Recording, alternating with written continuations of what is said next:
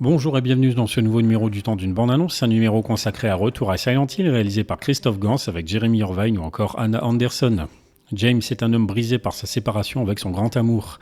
Un jour, une mystérieuse lettre lui parvient et le rappelle à Silent Hill pour l'envoyer à la recherche de la femme qu'il aime. Si on pouvait reprocher à la première adaptation du réalisateur français en 2006 d'avoir un peu délaissé la part horrifique de la licence pour rendre le film plus accessible, il n'en est rien cette fois. Et dans l'ensemble, cette horreur est visuellement bien rendue, notamment parce qu'elle est mise en valeur par une belle réalisation, même si parfois certains effets numériques dénotent avec les éléments réels.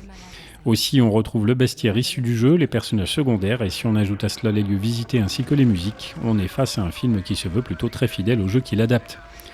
Du moins, ça c'est pour les apparences, car en creusant un peu, ce retour à Silent Hill s'avère nettement moins convaincant. Déjà, parce que son personnage principal est interprété par un Jimmy Irvine assez moyen, et s'il est logiquement tourmenté, on ne peut pas dire qu'il soit très effrayé. Si le héros n'est pas effrayé, le spectateur n'est pas effrayé, et c'est embêtant pour un film d'horreur. Deuxièmement, le film fait le choix de nous raconter son histoire en s'appuyant sur de nombreux flashbacks. Il simplifie grandement la compréhension de l'évolution de la relation entre James et Mary tout en justifiant les déplacements du protagoniste.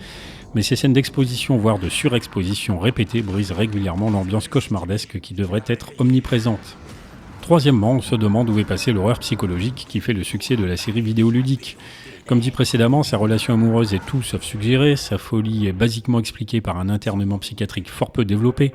Enfin et surtout, les monstres et les personnages secondaires s'avèrent au final assez inutiles car ils sont supposés être les miroirs des différents traumatismes de James.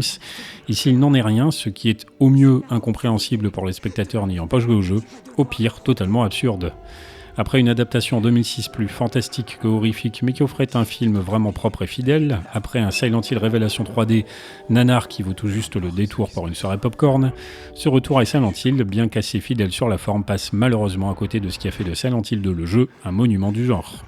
Merci de m'avoir écouté et n'oubliez pas, le temps d'une bande-annonce reviendra.